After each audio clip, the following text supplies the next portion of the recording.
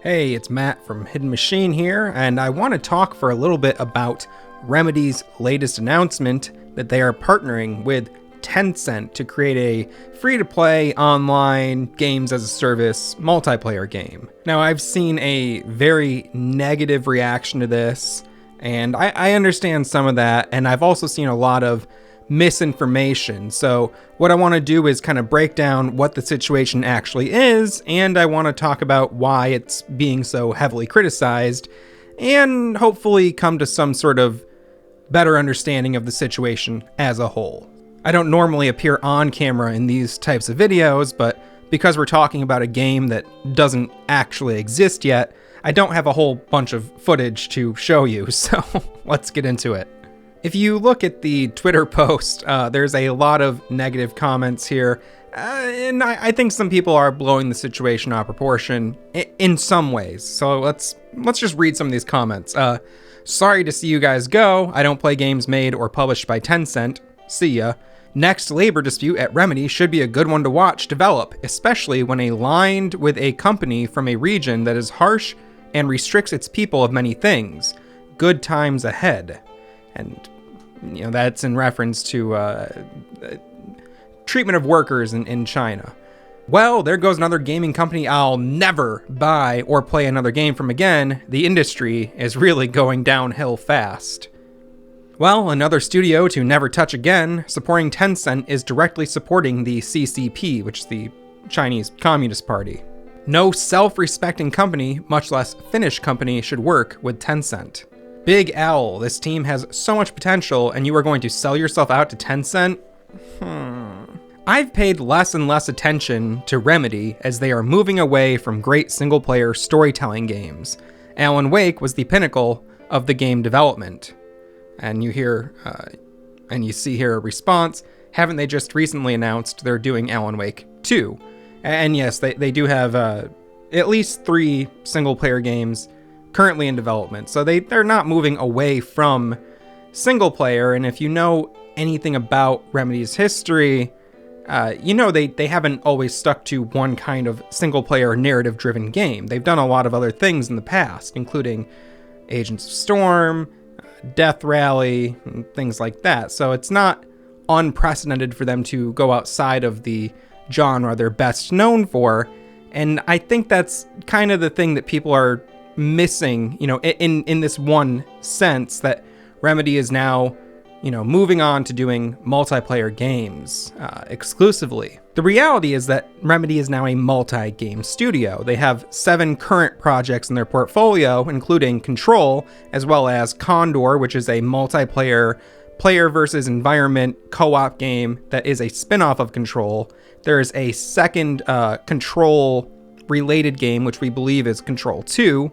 There's the Crossfire X story campaign, something that they're doing with Smilegate. Then there's the recently announced Alan Wake 2, and this latest game, the free-to-play, games as a service online multiplayer game, which I believe again is a co-op multiplayer game, is Vanguard. These 7 projects are what's comprising the current portfolio of Remedy, and they have different teams working on these different projects. So I've been watching some of the investors' meetings. Remedy is a publicly traded company now, so they have quarterly reports, and they talk about their goals and where they're trying to head as a company, and they do want to continue creating the kind of, narrative-driven single-player games that they're best known for, but they also want to figure out how to make other types of games and keep money flowing in. And the thing that can be kind of difficult when you're dealing with a studio like Remedy, an independent studio, is, they've been independent for nearly 3 decades now. That's not very common in video games for studios to last that long and not be bought out by a larger publisher. The first thing I want to address here in terms of, the criticisms of this Tencent deal is a lot of people saying, oh, I can't believe they're selling out to Tencent. That seems really ignorant. The only way a game gets published is you either self-publish it or you ink a deal with a publisher. And the details of this Tencent deal are that in certain Asian markets where Remedy is not necessarily equipped to be doing business, Tencent is handling the distribution and some of the mobile aspects of the game in those regions. And gaming in China is a difficult thing. It was only very recently that consoles were allowed to be imported into China. And so gaming in China is definitely more PC based. Tencent actually has a Windows PC style console called the TGP box.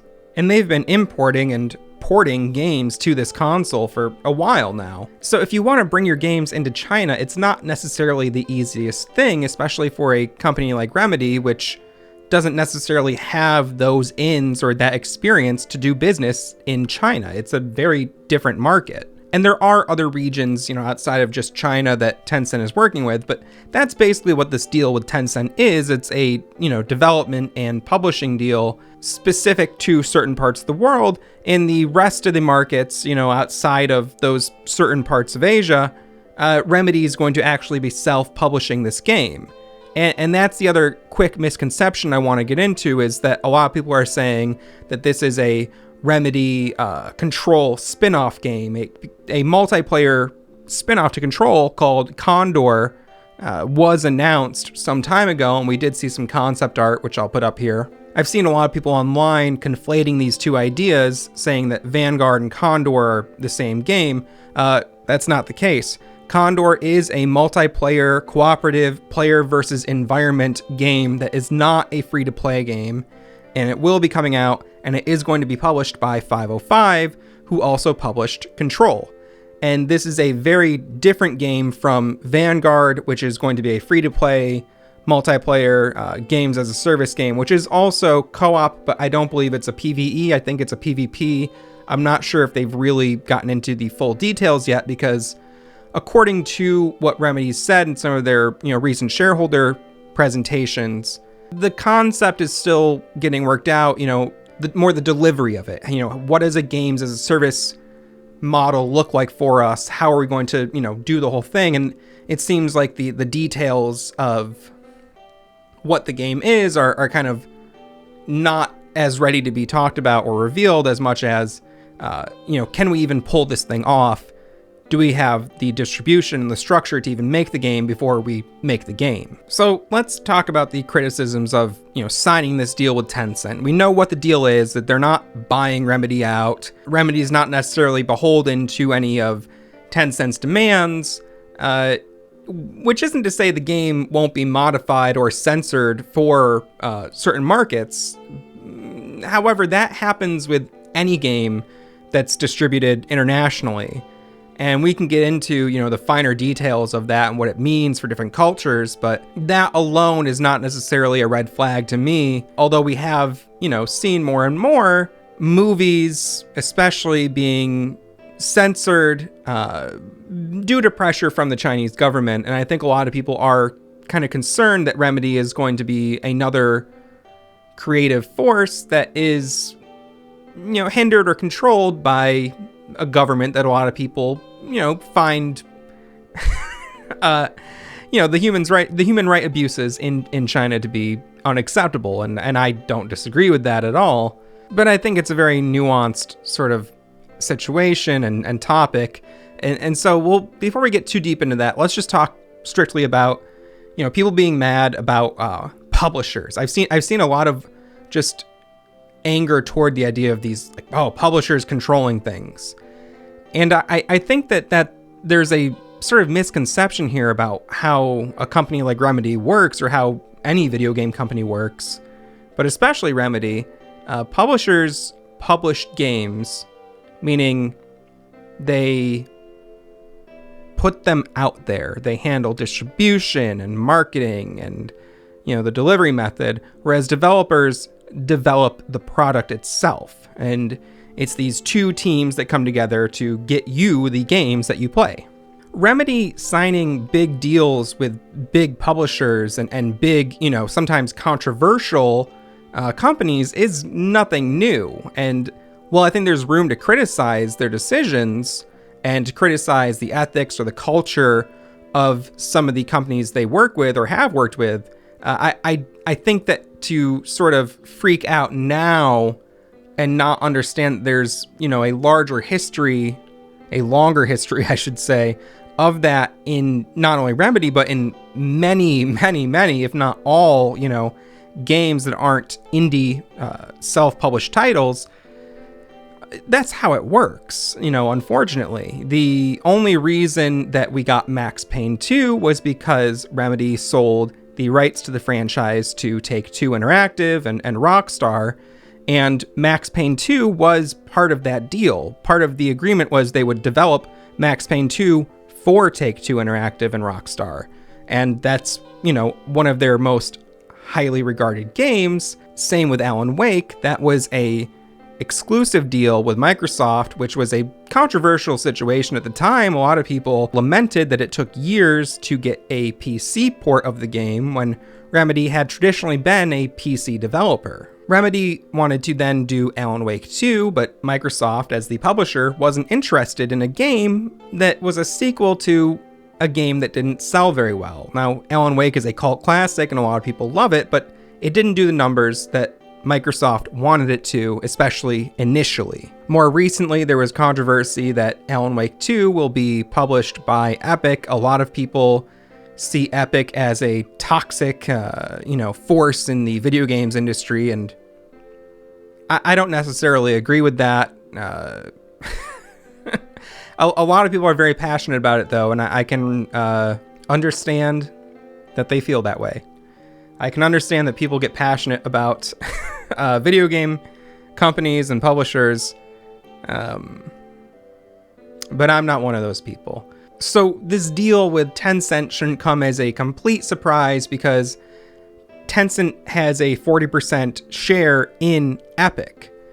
And, again, you might have criticisms of Epic or Tencent, but these sorts of deals is how games get made and distributed on the scale that Remedy is trying to make games. It's a compromise. It's definitely a compromise. And as a publicly traded company now, there is pressure from shareholders to make a profitable, return on these different projects that Remedy takes on. So why are people mad about Tencent in particular, and why do people keep bringing up the CCP? Well, you can definitely, just a cursory sort of look into Tencent. You can see their controversy on their ties with Blizzard, where a player was removed from a World of Warcraft tournament for speaking out, in favor of democracy. There's definitely a lot of room to criticize what's going on with how China handles human rights. I mean, there's no denying that it's a very dire situation for a lot of people that are experiencing the effects of that. At the same time, not to minimize that in any way, it's kind of just the reality that we're in right now. And I don't mean to minimize, human rights abuses. That's not what I'm trying to do. Just look at this article here. We're seeing, what is, this is August 2020, companies that Tencent has a share in. Riot Games, League of Legends, 100% share, publishing partner. Epic Games, 40%. Bluehole, which is PlayerUnknown's Battlegrounds, 11.5%. Ubisoft, 5%. Activision Blizzard, 5%. Grinding Gears, which does a Path of Exile, 80%. Supercell, which is a Finnish mobile developer, 84.3%.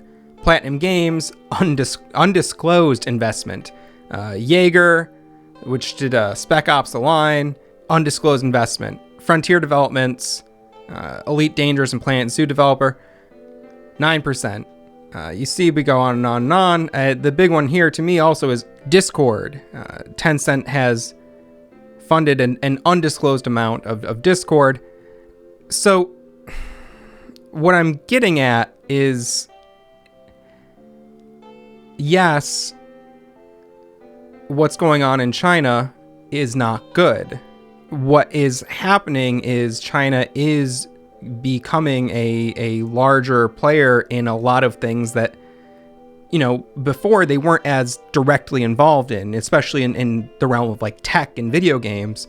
they've had a growing influence. And as that happens, it's going to be harder and harder to be a gamer and not in some way be using products or playing games or, using services that haven't been touched, in some way by Tencent or companies linked to the Chinese government.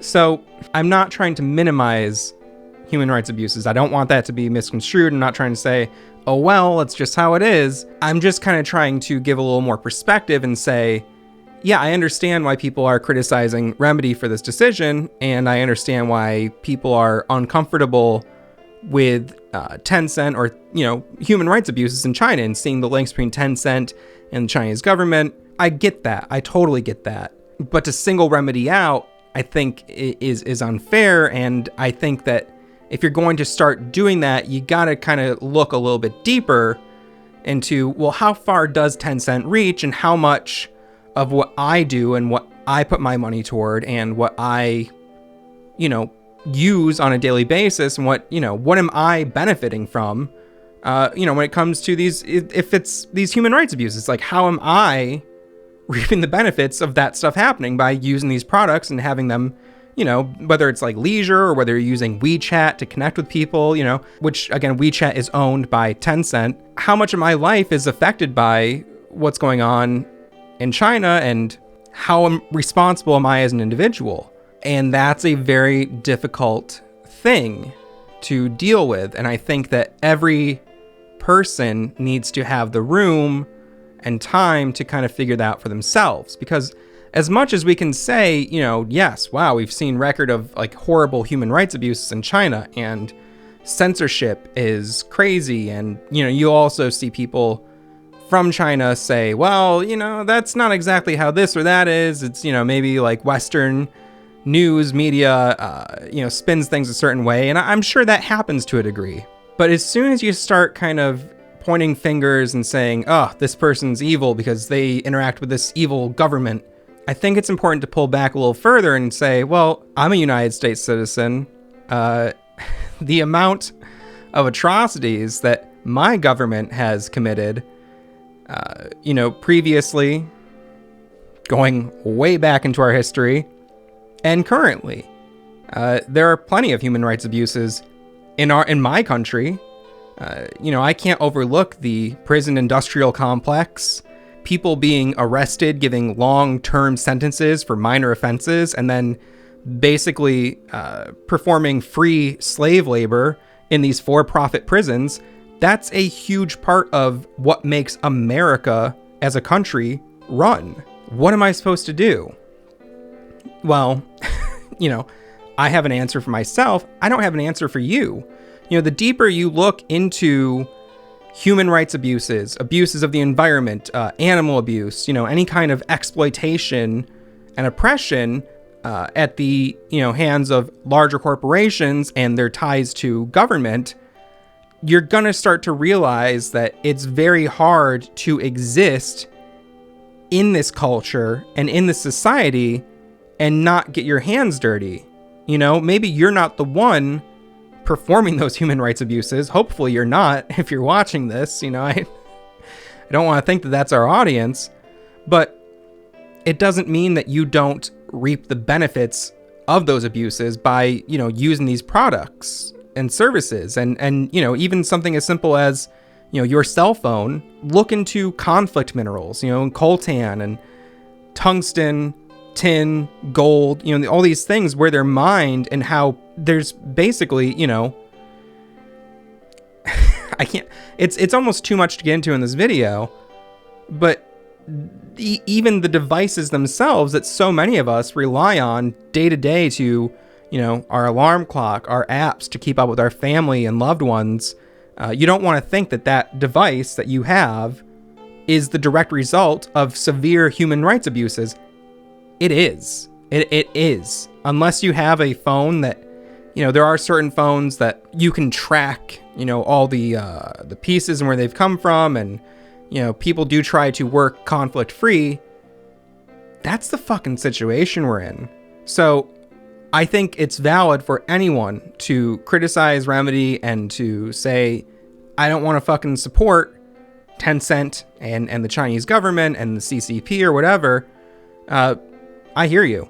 If someone else decides, I don't know, I just want to play a fucking video game, I also understand that, because at some point, you're going to have to, accept that when these giant oppressive forces run and influence almost everything we see and do in our culture, it's almost impossible to escape. And can you really, really, truly, hate on someone and an innocent person, perceivably, for, having a cell phone that has conflict minerals inside of it, or for buying a video game that was, developed in part by a company tied to the CCP? You got to kind of pick your battles. So I totally get where people are coming from, and it sucks. It sucks to see. It sucks to be confronted with these things in a way where you can't ignore them. A lot of times in America, our oppression and our human rights abuses and our suppression of information and our propaganda is often, not as perceivable. A lot of our violence gets exported, We don't have as much, direct violence and oppression. Not to say there isn't any. There's plenty. But what I mean to say is, we go into a lot of other countries to take their resources. We fought wars strictly for resources. What do those wars look like? Well, a lot of innocent people get hurt. As American citizens, we don't necessarily even need to be aware of that violence. We just reap the benefits of it. I know this is a big, heady conversation and a big topic that is honestly overwhelming, and that's the reason why I try to be sympathetic to people who, are just going, I just want to play a fucking video game. What am I supposed to do? There's a place for everyone in a struggle against oppression. And sometimes that place is on the front lines, and sometimes that place is, on the sidelines. You can't expect everyone to be super vigilant. And I think the easiest way to kind of gain, empathy for others when it comes to this sort of thing is to look inward at your own sort of culpability, and see, look at your pantry, look at the labels, look at the parent companies, and then go ahead and look them up, see, what are they involved in? Are they paying giant settlements out for people they've hurt? That's the other thing that happens a lot in America. And I don't know how this goes in other countries where, laws are different, but a lot of our companies also harm people in many different ways. And rather than, being held publicly responsible, they have massive legal teams that no one can combat. And then they just pay out settlements where you go, here's a bunch of money to shut up, and you can't speak about this ever again, and it gets swept under the rug. That's how it goes. So, not trying to, get too political or get too charged up or start an argument. I just want to say, hey, Remedy's making a bunch of games right now. One of them is being distributed in parts of Asia by Tencent. There are some valid criticisms of Tencent, but also if you wind up being someone who wants to play that game, I'm not going to hate you for it. I totally get it. I'm excited to play it. Do I have some, inner conflict about it? Well, yeah. I have a lot of inner conflict about making this video in general, about, using this technology. It's not like anything is pure anymore, unless it's you, doing it for yourself, real, hands in the dirt, DIY, the whole thing is built on oppression and exploitation. So unfortunately, that is how it is. Not trying to minimize that. Again, I don't want to be misinterpreted as going, well, everything is bad, so I guess it doesn't matter. It's not what I'm saying. It does matter. At the same time, you can't fault people for feeling powerless in the face of that and going, what am I going to fucking do? You know, I have a full-time job. I got 2 kids. I just want to play a fucking video game. Yeah, I hate that people are, being abused. I can't do anything about it. Well, that's a valid perspective as well. Just as valid as the people saying, sorry, gotta boycott this decision. So anyway, we got plenty more videos on this channel that are not as heady or controversial. But I'm curious what you think. Let us know down in the comments how you feel about this decision. And, I'm also curious if anybody wants to discuss it in a, civil manner. How do you personally make sense of living, in a society and using technology and in consuming media and, even consuming food and products and just living in a culture where so many things are the result of, exploitative labor and, questionable, human rights practices. It's something that I think all of us deal with in different ways. And I'm curious how, you parse through that and how you make sense of it for yourself. Anyway, see ya.